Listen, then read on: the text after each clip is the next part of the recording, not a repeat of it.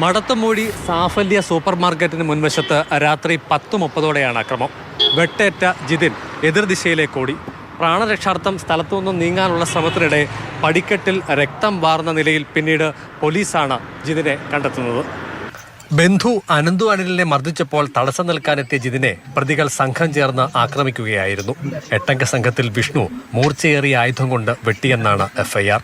ജിതിന്റെ തുടയിലും വലത് കൈയിലും വയറ്റിലും ആഴത്തിലുള്ള മുറിവുകളുണ്ട്. പ്രതിരോധിക്കാനുള്ള ശ്രമത്തിനിടെ കൈവിരലുകളിലും വെട്ടേറ്റു. പത്തനംതിട്ടയിലെ സ്വകാര്യ ആശുപത്രിയിൽ എത്തിക്കും മുൻപ് മരണം സംഭവിച്ചു.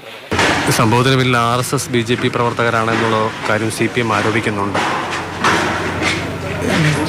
അത്ര അറിയത്തില്ല എന്താ പ്രശ്നവും കാര്യം, പാർട്ടിപരമായിട്ടുള്ള കാര്യമാണെന്നോ വ്യക്തിപരമായിട്ടുള്ള കാര്യമാണെന്നുള്ള എനിക്കറിയത്തില്ല.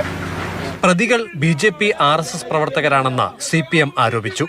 പത്തനംതിട്ടയിലെ പ്രമുഖരായ BJP പ്രവർത്തകർ ഉൾപ്പെടെ നിരവധിയായ ആളുകൾ CPIമ്മിലേക്ക് വന്നുകൊണ്ടിരിക്കുകയാണ്, നൂറുകണക്കിന് ആളുകൾ.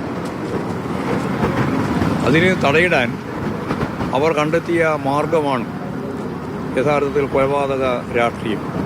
എന്നാൽ BJP നേതൃത്വം ഇത് നിഷേധിച്ചു. ഇത് ഭാരതീയ ജനതാ പാർട്ടിയുടെ മകളിൽ കെട്ടിവെക്കാൻ വേണ്ടിയിട്ടുള്ള ശ്രമങ്ങളാണ് നടത്തിക്കൊണ്ടിരിക്കുന്നത്. ഇത് അത്യന്തം പ്രതിഷേധാർഹമാണ്. ഭാരതീയ ജനതാ പാർട്ടിക്ക് ഈ സംഭവവുമായിട്ട് യാതൊരു ബന്ധവുമില്ല. പ്രതികളിൽ 3 പേരുടെ ഇടത് സംഘടനാ ബന്ധം സൂചിപ്പിക്കുന്ന പോസ്റ്റുകൾ സമൂഹ മാധ്യമങ്ങളിൽ പ്രചരിക്കുന്നുണ്ട്. പെരുന്നാട് സ്വദേശികൾ നിഖിലേഷ്, വിഷ്ണു, ശരൺ, സുമിത്, മനീഷ്, ആരോമൽ, മിഥുൻ, അഖിൽ എന്നിവരാണ് പ്രതികൾ. ഇതിൽ അഖിൽ, ശരൺ, ആരോമൽ എന്നിവരെ രാത്രി തന്നെ കസ്റ്റഡിയിലെടുത്തു. കൊല്ലപ്പെട്ട ജിതിനും പ്രതിപ്പട്ടികയിലുള്ളവരും മുൻപ് സുഹൃത്തുക്കളായിരുന്നു. അതേസമയം ജിതിനും വിഷ്ണുവും സംഭവസ്ഥലത്തേക്ക് വിളിച്ചു വരുത്തപ്പെട്ടവരാണെന്നാണ് വിവരം. സാഫല്യ സൂപ്പർ മാർക്കറ്റിലെ CCTV ക്യാമറയിൽ സംഭവങ്ങളുടെ ദൃശ്യങ്ങൾ ലഭ്യമായിട്ടുണ്ട്. ഇത് പോലീസ് വിശദമായി പരിശോധിക്കുകയാണ്. കൊലപാതകത്തിന് പിന്നിലെ പക എന്തെന്ന് കണ്ടെത്താനുള്ള ശ്രമത്തിൽ കൂടിയാണ് പോലീസ്.